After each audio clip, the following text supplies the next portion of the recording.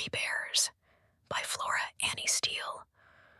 Once upon a time, there were three bears who lived together in a house of their own in a wood. One of them was a little wee bear, and one was a middle-sized bear, and the other was a great big bear. They had each a bowl for their porridge, a little bowl for the little wee bear, and a middle-sized bowl for the middle-sized bear, and a great bowl for the great big bear. And they had each a chair to sit in, a little chair for the little wee bear, and a middle-sized chair for the middle-sized bear, and a great chair for the great big bear. And they had each a bed to sleep in, a little bed for the little wee bear, and a middle-sized bed for the middle-sized bear, and a great bed for the great big bear. One day, after they had made the porridge for their breakfast and poured it into their porridge bowls, they walked out into the wood while the porridge was cooling, that they might not burn their mouths by beginning too soon, for they were polite, well-brought-up bears. And while they were away, a little girl called Goldilocks, who lived at the other side of the wood and had been sent on an errand by her mother, passed by the house and looked in at the window. And then she peeped in at the keyhole, for she was not at all a well-brought-up little girl. Then, seeing nobody in the house, she lifted the latch. The door was not fastened, because the bears were good bears, who did nobody any harm, and never suspected that anybody would harm them. So Goldilocks opened the door and went in, and well pleased was she when she saw the porridge on the table. If she had been a well-brought-up little girl, she would have waited till the bears came home, and then perhaps they would have asked her to breakfast. For they were good bears, a little rough or so, as the manner of bears is, but for all that very good-natured and hospitable. But she was an impudent, rude little girl, and so she set about helping herself. First she tasted the porridge of the great big bear, and that was too hot for her. Next she tasted the porridge of the middle-sized bear, but that was too cold for her. And then she went to the porridge of the little wee bear, and tasted it, and that was neither too hot nor too cold, but just right, and she liked it so well that she ate it all up, every bit.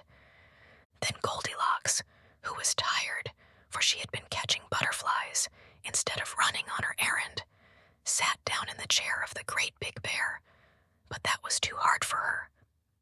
And then she sat down in the chair of the middle-sized bear, and that was too soft for her. But when she sat down in the chair of the little wee bear, that was neither too hard nor too soft, but just right. So she seated herself in it, and there she sat till the bottom of the chair came out, and down she came, plump upon the ground. And that made her very cross, for she was a bad-tempered little girl. Now, being determined to rest, Goldilocks went upstairs into the bedchamber in which the three bears slept. And first she lay down upon the bed of the great big bear, but that was too high at the head for her. And next she lay down upon the bed of the middle-sized bear, and that was too high at the foot for her. And then she lay down upon the bed of the little wee bear, and that was neither too high at the head nor at the foot, but just right. So she covered herself up comfortably, and lay there till she fell fast asleep. By this time, the three bears thought their porridge would be cool enough for them to eat it properly. So they came home to breakfast. Now careless Goldilocks had left the spoon of the great big bear standing in his porridge. "Somebody has been at my porridge," said the great big bear in his great rough, gruff voice. Then the middle-sized bear looked at his porridge and saw the spoon was standing in it too. "Somebody has been at my porridge," said the middle-sized bear in his middle-sized voice. Then the little wee bear looked at his, and there was the spoon in the porridge bowl, but the porridge was all gone. "Somebody has been at my porridge and has eaten it all up," said the little wee bear in his little wee voice. Upon this the three bears, seeing that someone had entered their house and eaten up the little wee bear's breakfast, began to look about them. Now the careless Goldilocks had not put the hard cushion straight when she rose from the chair of the great big bear. "Somebody has been sitting in my chair," said the great big bear in his great rough, gruff voice, and the careless Goldilocks had squatted down the soft cushion of the middle-sized bear. "Somebody has been sitting in my chair," said the middle-sized bear in his middle-sized voice. "Somebody has been sitting in my chair and has sate the bottom through," said the little wee bear in his little wee voice. Then the three bears thought they had better make further search in case it was a burglar, so they went upstairs into their bedchamber.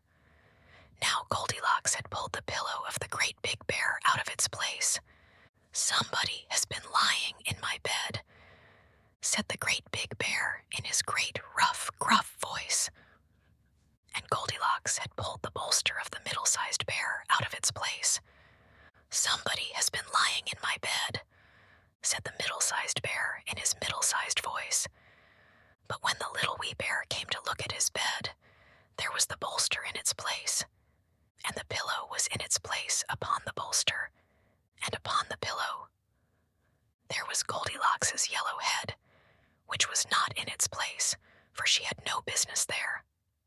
"Somebody has been lying in my bed, and here she is still," said the little wee bear in his little wee voice. Now Goldilocks had heard in her sleep the great rough, gruff voice of the great big bear, but she was so fast asleep that it was no more to her than the roaring of wind or the rumbling of thunder, and she had heard the middle-sized voice of the middle-sized bear, but it was only as if she had heard someone speaking in a dream. But when she heard the little wee voice of the little wee bear, it was so sharp and so shrill that it awakened her at once. Up she started, and when she saw the three bears on one side of the bed, she tumbled herself out at the other and ran to the window. Now the window was open, because the bears, like good tidy bears as they were, always opened their